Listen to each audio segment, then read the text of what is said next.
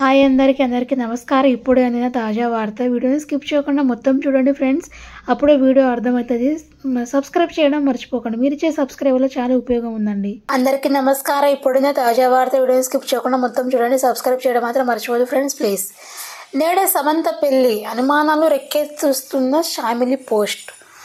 అలాగే చలనచిత్ర పరిశ్రమలో రొమాల్డ్ జంటగా చలామణి అవుతున్న ప్రముఖ star heroine Samantha, Bollywood director Raj Nidimoru గత కొంతకాలంగా వాళ్ళిద్దరు చట్టపట్టాలు వేసుకొని తిరుగుతున్న విషయం తెలిసింది.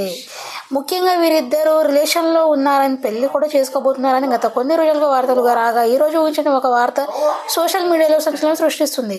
నేడే వీరిద్దరిని పెళ్లి అంటూ ప్రచారం జరుగుతున్న వేళ సడన్గా రాజ్ నిడిమూరో భార్య షామిలి పెట్టిన పోస్ట్ కూడా అనుమానాలు రెక్కేస్తుంది. నిత్యం సోషల్ మీడియాలో యాక్టివ్గా ఉంటూ ప్రేక్షకులకు అలరించే ఈమె తాజాగా ఒక చిన్న నోట్ పంచుకున్నారు.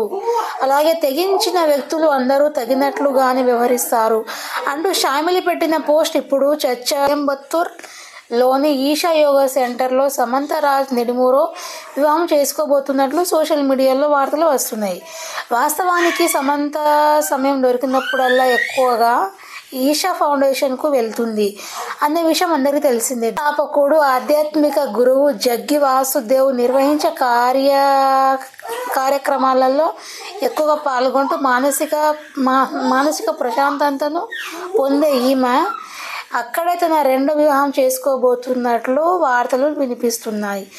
అయితే ఈ వార్తల్లో ఎంత నిజం ఉందో తెలియదు కానీ ఇప్పుడు సమంత రెండో పెళ్లి అంటూ వస్తున్న వార్తలు, అటు షామిలి పెట్టిన పోస్టు అన్నీ కూడా అనుమానాలు రెక్కేస్తున్నాయి అంటూ నెటిజన్స్ కామెంట్లు చేస్తున్నారు. సమంత విషయానికి వస్తే ఏ మాయ చేశావే అనే సినిమా ద్వారా ఇండస్ట్రీకి పరిచయం అయిన ఈమె ఆ సినిమాలో హీరోగా నటించే నాగ